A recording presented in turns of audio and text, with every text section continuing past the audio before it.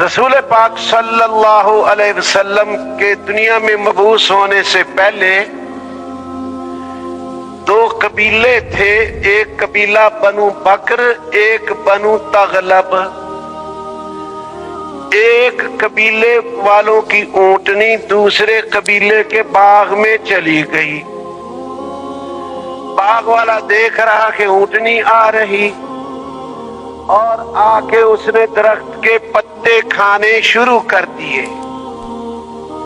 قاعدے کی بات یہ تھی کہ ایک دو ڈنڈے لگاتا واپس بھگا دیتا، لیکن یہ جاہلیت کا دور تھا۔ رسول اللہ صلی اللہ علیہ وسلم کے مبعوث ہونے سے 40 سال 50 سال پہلے کا دور تھا۔ چنانچہ اس باغ والے نے تلوار کھینچی، اونٹنی کے تھن کاٹ دیے، دودھ کی جگہ کاٹ ڈالی۔ اونٹنی چیختی چلاتی اپنے مالک کے گھر پہنچ گئی۔ مالک نے دیکھا تھن کٹے ہوئے، تلوار اٹھائی، خون کے نشان دیکھتا ہوا، قدموں کے نشان دیکھتا ہوا اس باغ میں پہنچا۔ جہاں تھن کٹے تھے وہاں بہت سارا خون پڑا تھا۔ پتا چلا کہ اس باغ والے کا کام ہے۔ اب قاعدے کی بات یہ تھی، اپنے سرداروں کو جمع کرتا اور ان سے کہتا، دیکھو اس باغ والے نے میری اونٹنی کا نقصان کر دیا، نقصان پورا کروا دو۔ لیکن اونٹنی والے نے ایسا نہیں کیا، تلوار کھینچی اور باغ والے کی گردن کاٹ دی۔ باغ والے کے بیٹے اور بھائی اور قبیلہ، ان کو پتا چلا ہمارا بندہ مر گیا۔ کس نے مارا؟ فلانے نے مارا۔ اب قاعدے کی بات یہ تھی کہ وہی اپنے سرداروں کو جمع کر کے کہتے کہ ہمیں خون کا بدلہ دلوا دو، تاوان دلوا دو، دیت دلوا دو۔ جو بھی فیصلہ کرتے بات ختم ہوتی، لیکن انہوں نے ایسا نہیں کیا۔ تلواریں کھینچی اور اونٹنی والے کی گردن کاٹ دی۔ اس کے بھی بیٹے، اونٹنی والے کے بھائی اور رشتہ دار، انہوں نے تلواریں کھینچی۔ باغ والے کے بیٹے اور رشتہ داروں نے تلواریں کھینچی۔ جنگ چھڑ گئی، کوئی ادھر سے مرے، کچھ ادھر سے مرے، اور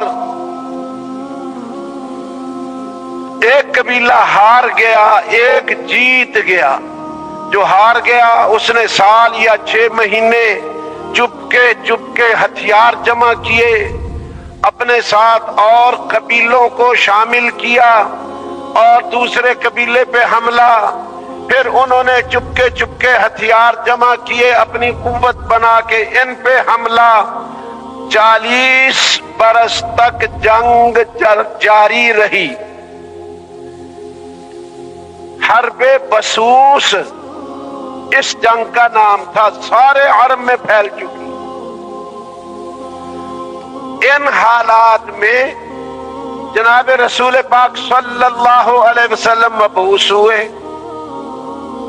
پھر انہی لوگوں میں سیدنا ابوبکر صدیق جیسے، سیدنا عمر رضی اللہ عنہ جیسے، سیدنا عثمان، علی، طلحہ، زبیر اور مہاجرین، انصار، عشرہ مبشرہ، ایسے مبارک لوگ تیار ہوئے جن کے بارے میں، ان کی مدح میں، ان کی تعریف میں قرآن اترا آسمانوں سے۔ یہ وہی لوگ تھے۔ کیا کیسے ایتے آئیں؟ فَإِنْ آمَنُوا بِمِثْلِ مَا آمَنْتُمْ بِهِ فَقَدْ اهْتَدَوْا۔ اگر لوگ ایسے ایمان لے آئیں جیسے تم ایمان لائے ہو، صحابہ کو کہہ رہے ہیں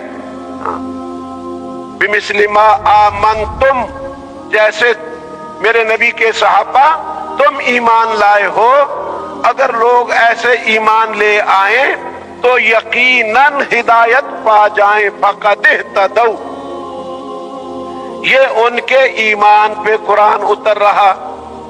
پھر ان کی عبادات پہ، تتجافى جنوبهم عن المضاجع يدعون ربهم خوفا وطمعا كانوا قليلا من الليل ما يهجعون والذين يبيتون لربهم سجدا وقياما محمد رسول الله والذين معه أشداء على الكفار رحماء بينهم تراهم ركعا سجدا يبتغون فضلا من الله ورضوانا سيماهم في وجوههم من أثر السجود ذلك مثلهم في التوراة ومثلهم في الإنجيل۔ اس طرح کی بہت آیتیں ان کی عبادت پہ اتری ہیں۔ اللہ جل جلالہ تعریف کر رہا، یہ رات کو تھوڑا ہی سوتے ہیں، صبح کو استغفار کرتے ہیں، رات سجدے اور قیام میں گزارتے ہیں۔ اے مخاطب، تو ان کو کبھی رکوع کرنے والا پائے گا، دیکھے گا، کبھی سجدہ کرنے والا۔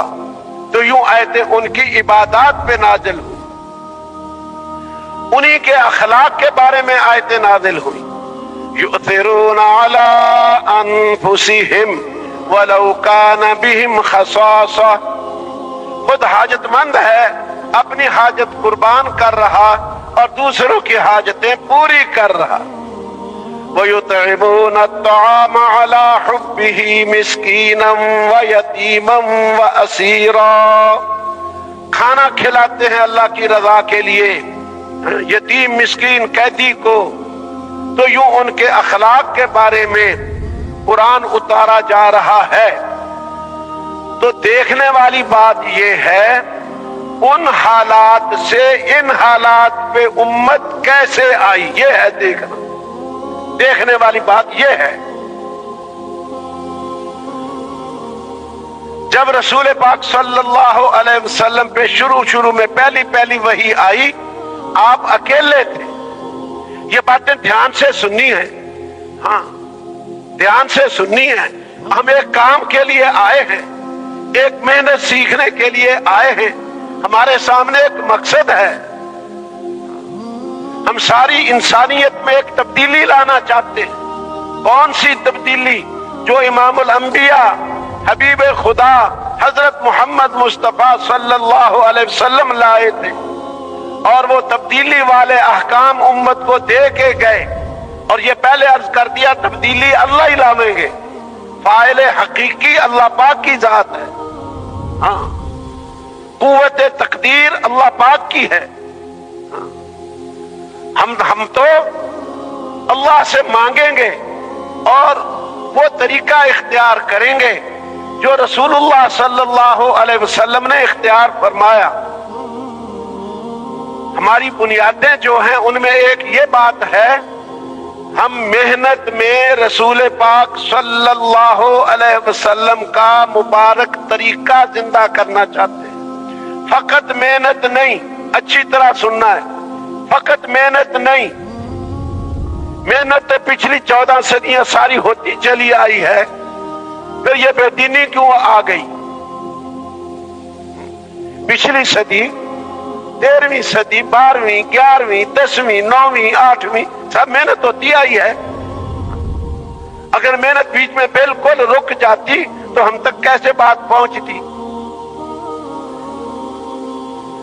ہم محنت میں رسول پاک صلی اللہ علیہ وسلم کا مبارک طریقہ زندہ کرنا چاہتے ہیں۔